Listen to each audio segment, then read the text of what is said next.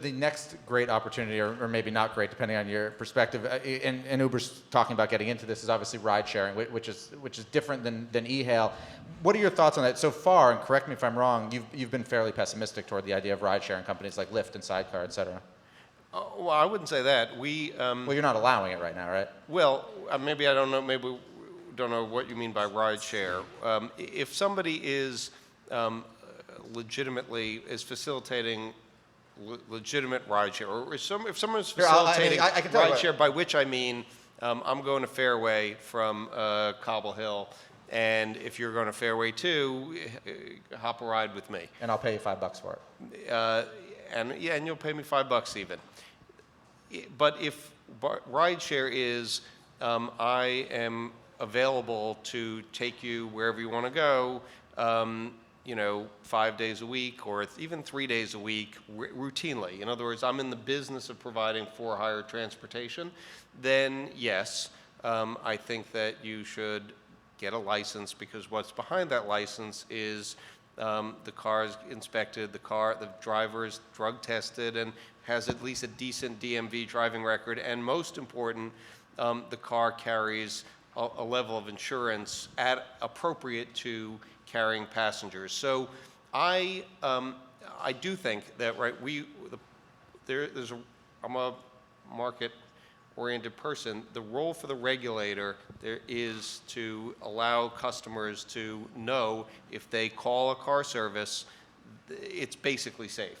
I think that actually helps the market, and so if a supposed rideshare company is really a car service by another name, then yes, we want them to be regulated. If it's legitimate rideshare, have at it. What are your thoughts on that? Because obviously you guys are competing in a different market, and you're talking about getting into this and competing with those companies which are smaller. Yeah.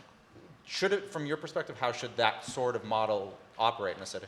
Look, I think safety and transparency are important, right? So safety is around insurance, the types of things. You got to do that to make customers feel comfortable.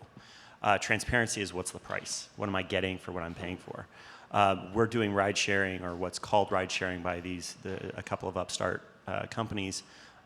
We're competing in that space in other markets where it's allowed. So like, for instance, in California, we have an agreement with the state of California that we can do it. There's certain provisions on what we have to do for insurance, et cetera, but they're still setting rules.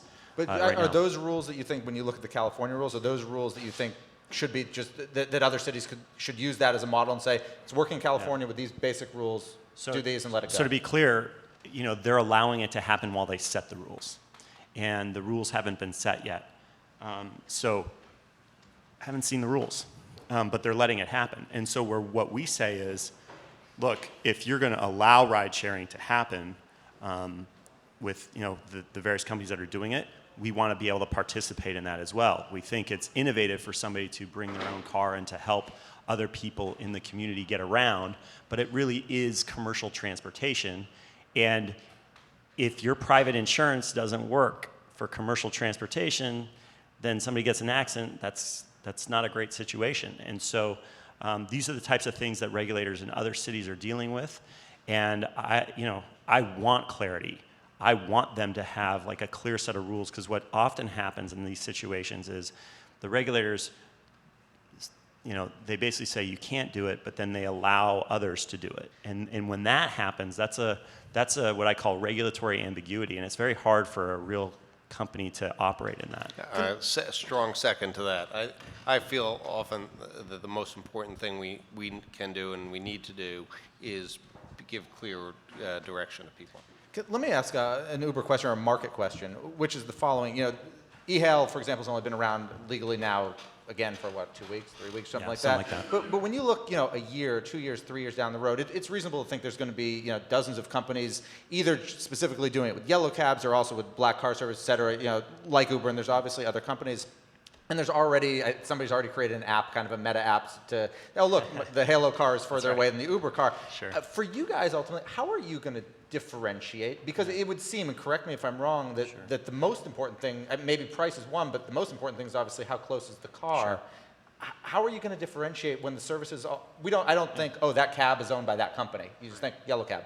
Well, look, I think You know, those things, it's really easy to say, I want a quality ride with a car that's right next to me wherever I go in the city, that's cheap. That's hard. So the differentiator is doing all of those things at the same time. And if you can do all those things at the same time, you're going to win. Does that mean, though, you're going to have to, that the prices end up getting driven down?